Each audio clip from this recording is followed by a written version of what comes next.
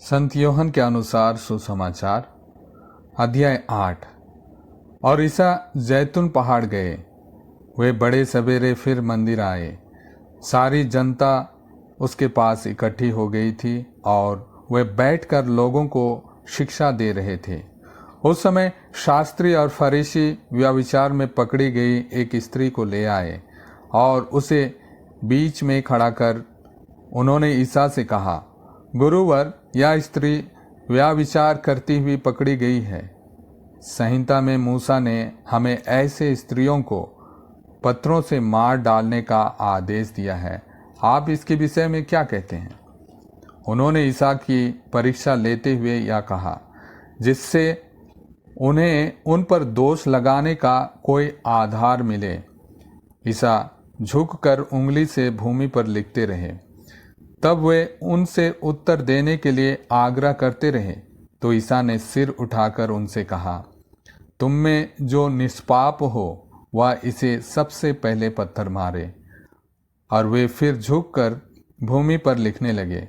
यह सुनकर बड़ों से लेकर छोटों तक सब के सब एक एक कर खिसक गए। ईसा अकेले रह गए और वह स्त्री सामने खड़ी रही। तब ईसा ने सिर उठाकर उससे कहा, नारी, वे लोग कहाँ हैं? क्या एक ने भी तुम्हें दंड नहीं दिया? उसने उत्तर दिया, महोदय, एक ने भी नहीं। इस पर ईसा ने उससे कहा, मैं भी तुम्हें दंड नहीं दूंगा। जाओ, अब से फिर पाप नहीं करना।